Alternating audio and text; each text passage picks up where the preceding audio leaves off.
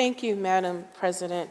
I want to thank our Majority Leader for bringing this resolution forward to recognize Dr. Martin Luther King and his legacy, who would have been 95 years old this year.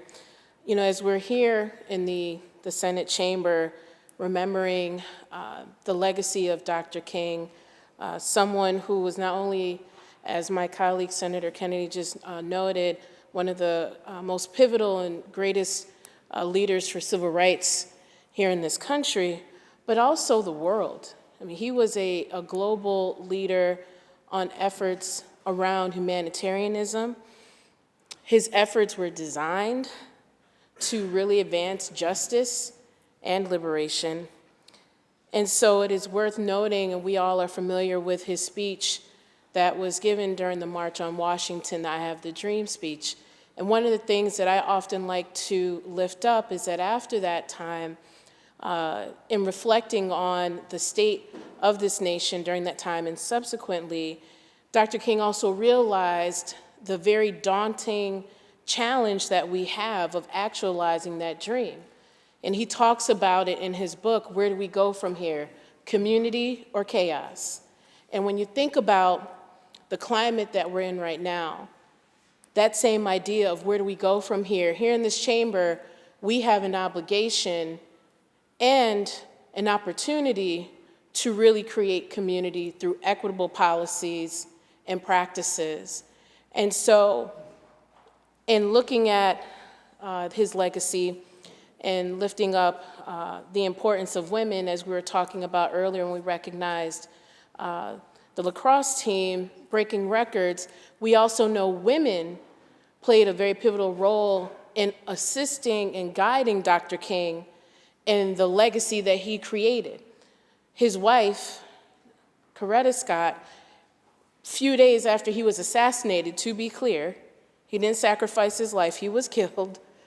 His wife, a few days later, led the effort and kept pushing until, in working with a lot of national leaders, to actually get his birthday memorialized, and also establishing his legacy center that's down in Georgia. And so, you know, again, when we talk about legacy and how we are leaving our communities better than what we found them, it's important that we lift up the voices that are often marginalized and make sure that we are being more intentional in lifting up the legacy and living it through policies and practices of Dr. King, because he was most certainly committed to eradicating racism, eradicating poverty, and eradicating war.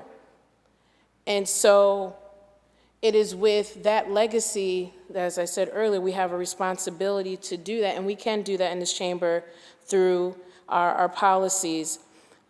When you think about some of the stats that a lot of our families, working families, are dealing with still to this day, and we're now in the budget, and so we're gonna have those conversations around where do we make those investments, I think it is paramount, especially on a day like today where we are recalling this great man's legacy, that it is imperative that we continue to work diligently to center the voices and needs of those who are often most forgotten.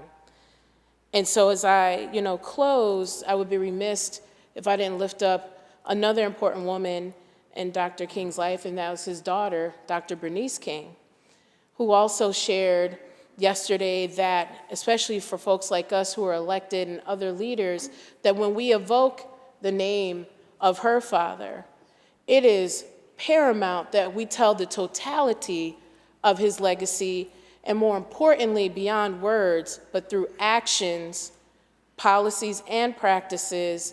That is how we honor him.